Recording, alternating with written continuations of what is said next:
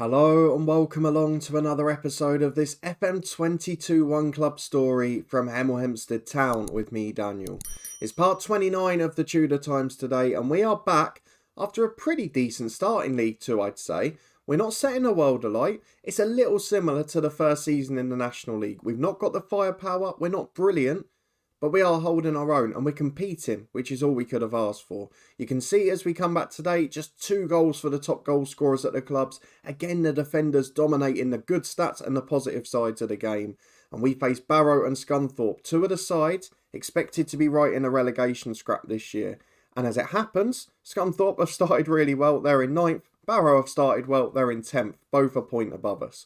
So if you're looking forward to seeing how we get on, whether our season is going to be shaped by a relegation battle, a playoff chase, or maybe even just a bit of mediocrity, please do subscribe down below and turn that notification bell on for daily FM22 content. We've got the head coach tomorrow, this one the other days, every day at 3:30 there's a new video, and you can find regular live streams in the eye above on Twitch, and of course you can also see the football podcast there too. But a massive thank you for your support as always, as we are back to reflect on our start to the season.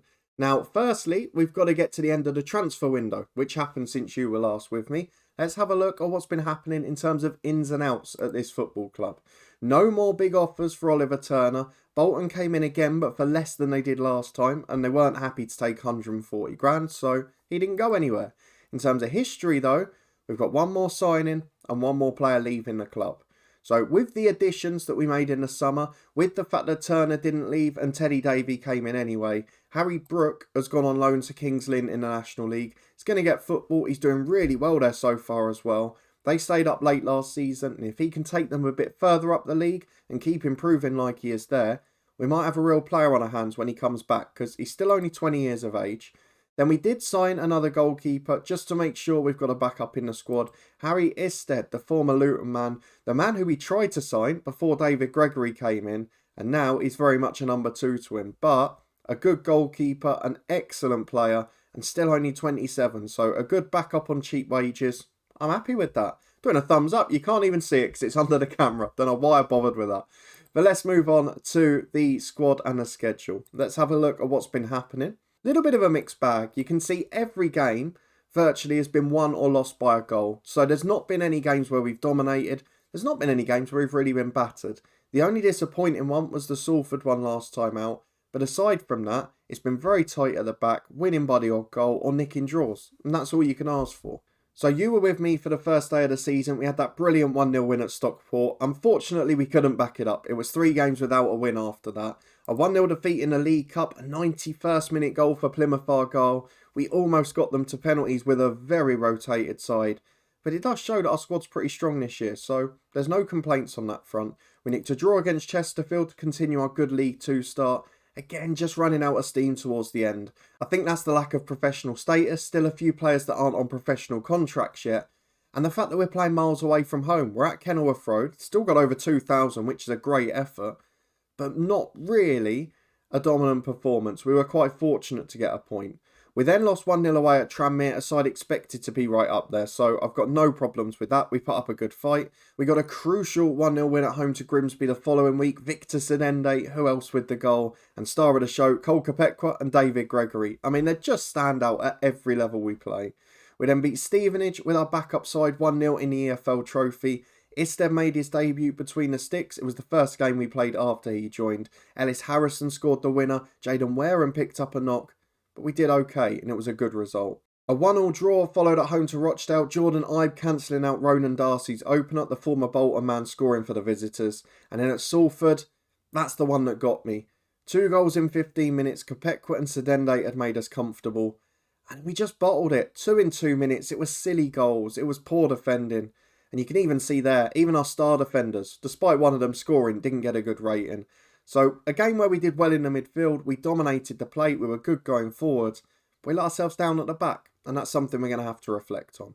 So that's the position we're in going into this game against Barrow. We are now just playing once a week up until the middle of October, Borough Cup game where we'll rest everyone. So even with the odd little injury you've seen coming along there, we are in a pretty good position. So let's have a look at the team we're going to put out for the Barrow game today. 2 sides expected to be right fighting down the bottom. And instead, we're fighting just outside the playoffs. The positive of us being on 9 points is that Grimsby and Stockport, which we've got to put this into perspective a little here. This season, if we go back here, we've won 2 league games. We've beaten Stockport and we've beaten Grimsby. Grimsby are bottom on 1 point. Stockport are second bottom on 2 points. We have not beaten anyone outside the relegation zone this season. Now, I know they're not 2 sides that were maybe expected to be the bottom 2, but they're the 2 sides currently occupying those positions. And when we played anyone a little bit better, look at Tranmere, who we lost against up in second, and then all the mid-table sides we faced, we've drawn against. So that's what we've got to keep up. If we can beat the sides right at the bottom, just get those 10 or 15 victories, and then pick up enough draws from the sides in the middle, we will stay up. The question is whether we can go and do that. Let's go and have a look at the team recommended, because we did have interruptions due to the international break, players being away for that. Likes of Ryan Joseph, the Trinidad international, he went away. But let's see what we can put together here. We've had Teddy Davey out injured. He's recommended for 45 minutes, so can go back on the bench. We've got Brian Moore coming back, but he's nowhere near match fit. And Lewis Brunt is back as well. He will come in for Bandera, who will come onto the bench for Oshieng. And I think that's the side we're going to go for. I'm fairly settled with my back 5. Harbottle's playing okay now. Hewitt and Caprice, I'm not sure about. Caprice has done really well when he's come in, but he's not rated quite so well. He's a bit more attacking, so maybe plays in those cup games where we're expected to try and be on the front foot. Ryan Joseph is not far from overtaking Aguas. It's just fitness, but I'm going to gamble. I'm going to throw him in today. Ryan Joseph starts on the left. It means the full team is Gregory, Carson and Hewitt the fullbacks, with Harbottle and Kopekwa at centre-half. Barkers, Brunt and Turner the midfield 3. Joseph, Ibe and Sedende are the front 3. And into the game we go against Barrow. A decent and solid start from Hemel Hempstead. We're hard to beat, but can we pick up a few more wins? Let's go and see. And here we go. Dean Keats, the manager for Barrow. Good manager in the lower leagues and in non-league. He's well known. Zanzala still at the club. He's a very good footballer. Not many other big names, but Jordan Stevens, Ben Dempsey, all decent footballers. It's just waiting to see whether they'll deliver today. They've got a little mix of non-league and then a bit more experience. Sammy McLeod, who's on their bench, we looked at in the summer. We had him on trial. But as we go into this one, it's the sort of game where I just want to pick up points. I'm not too worried at the moment if we draw a few too many, if we struggle for goals, all of those little bits. We have to expect that. It's our first season as a professional club. A lot of these players are adapting and doing a lot of work to improve off the pitch. What we've got to do is get results and keep the momentum. And if that's in the shape of draws, then so be it. Though Stevens crosses early here and a draw is going to require a goal because Sia has got the opener. Did we have him somewhere last year? The name sounds familiar. Let me know down in the comments if you remember. But he's given Barrow the lead here. Their first shot on target and another stray pass from Brunt, who's not had the best start here. Makes his return to the team. Joseph misses an interception there. And maybe my tactical decisions are going to get questioned. Don't change a settled team when you're not losing. As Stevens gets down the right. We said he was a good player. Into Zanzala. Back to Sia. Harbottle blocks last ditch. This is a terrible performance. Barrow completely on top. I'm going to have to drop to a balanced mentality because taking the game to them is not working. We try and get higher up the pitch to protect our defence because we trust Gregory, we trust Kopekwa. But at the moment it's Harbottle doing the work. As Kay goes back to Carter, Barrow in possession again. This time, note, they go direct and that's not what they should be doing against us. They were playing round us easy. Carson gives it to Joseph though. Back to Carson. Can we get an attack on now? Barker's to Turner. What we really need to do is get up the pitch and create set pieces because that's where we've got the advantage here. That pass Kopekwa is really poor. It's his first mistake for a while, but it is a bad one. Stevens down the right into Zanzala. Kopekwa makes amends. It's cleared downfield. Nobody's there. We've seen a massive highlight. We know this is going to end in a goal. And it looks like it's going to be for Barrow. Into Sia again. And it is 2-0. We need to have a real rethink here. I don't want to go direct and just be forced into their game, but they're running rings round us. Half an hour gone, 2-0 Barrow, and I think it's time that I get down and berate the lads here. Hewitt's got a throw on the right-hand side. Let's see if we get a reaction. Jordan Ibe picks it up. Back to Hewitt again. To Brunt. It's got to be said that all of the threat has come down the other side. We've really struggled at left-back with Carson. We've struggled on the left wing. Joseph's not had a good game, though. Turner's in there, and Oliver Turner.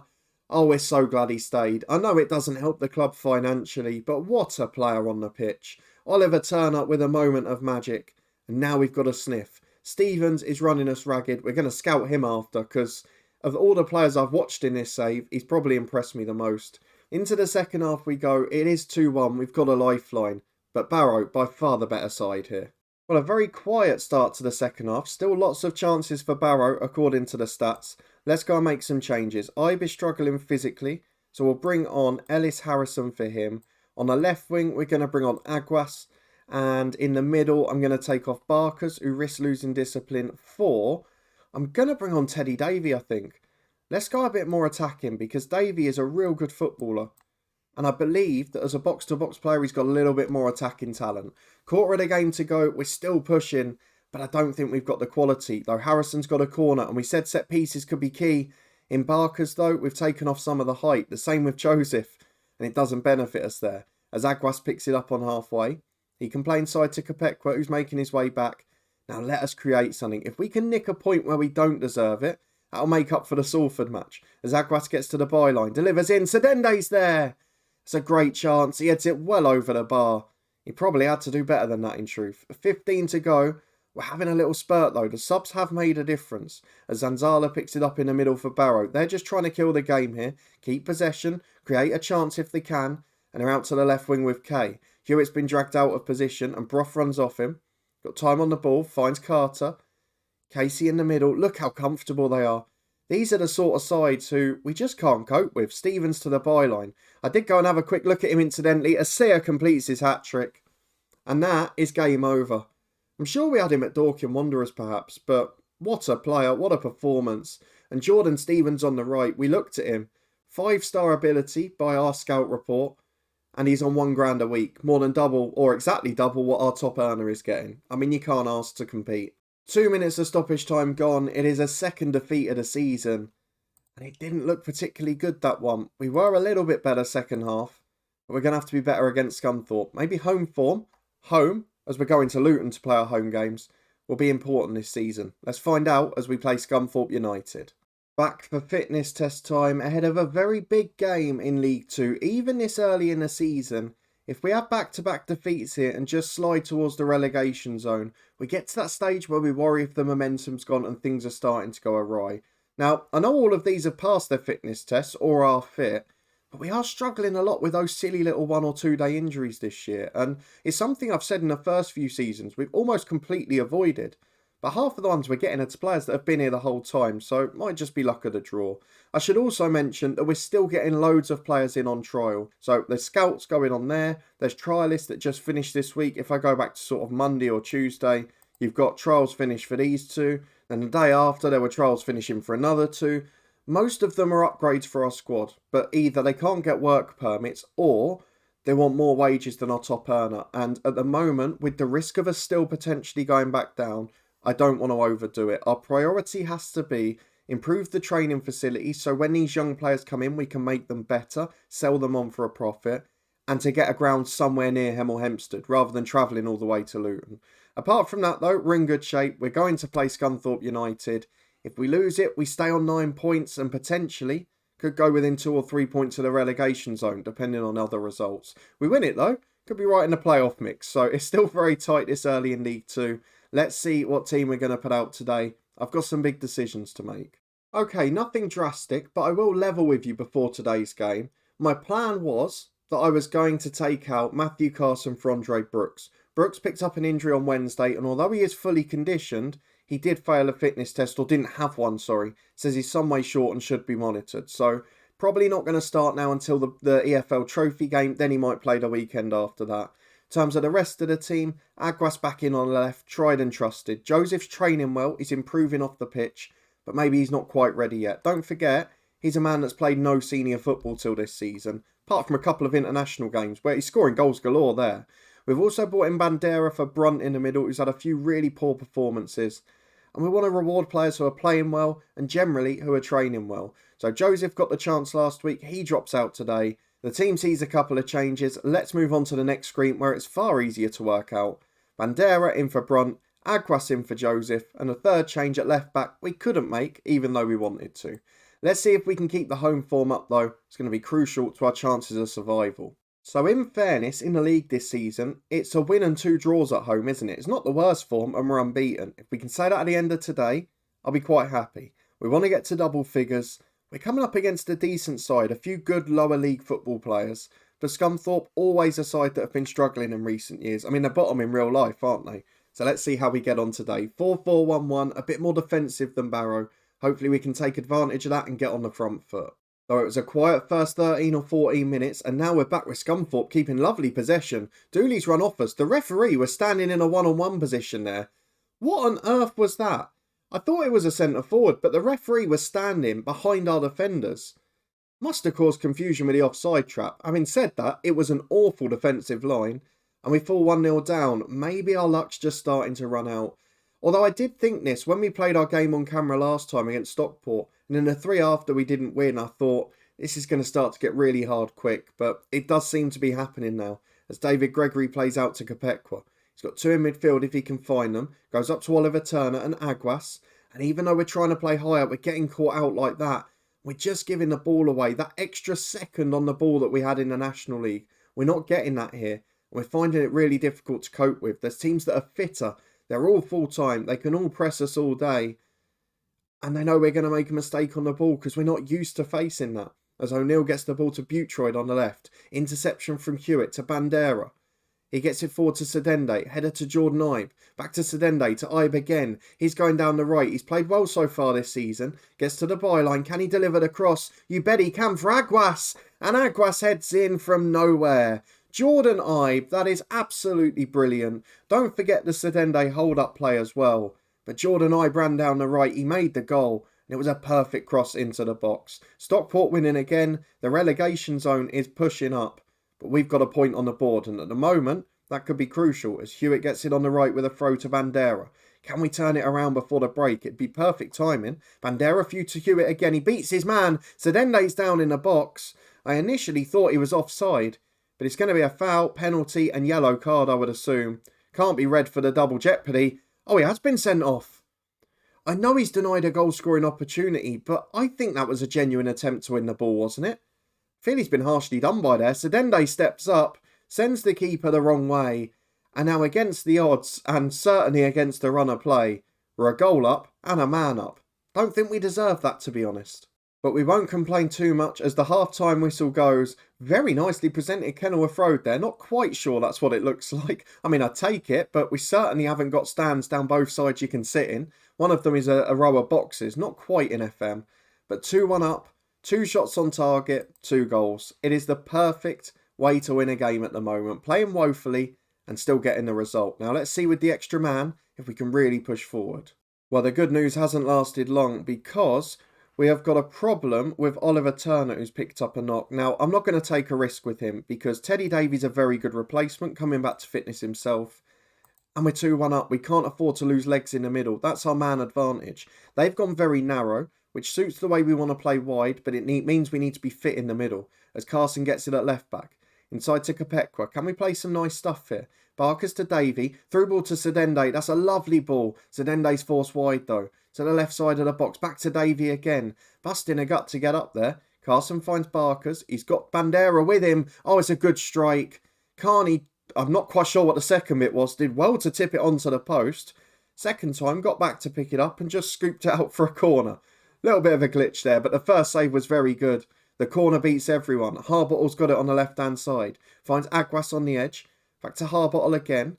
He finds Carson and Kopekwa. No one really in a position to turn and produce something there. Not great when you got defenders on the ball on the edge of the box. But we're looking all right. I'm pretty happy with where we are. 20 minutes to go. Carson's had another average game. So Andre Brooks will come back to fitness on pitch. And then Bandera is going to be replaced by Lewis Brunt. As Jordan Ibe loses it on the right-hand side. Boutroyd clears away as far as Harbottle. He can come over halfway. He's got time. Finds Hewitt. They're not pressing us out wide at all. As Jordan Ibe gets to the byline. Set one up already. There's the offside flag. I think we've had the full match glitch. It says key highlights, but we're certainly seeing some rubbish at the moment. There we go. Substitutions made. Back to normal. 15 minutes to cling on.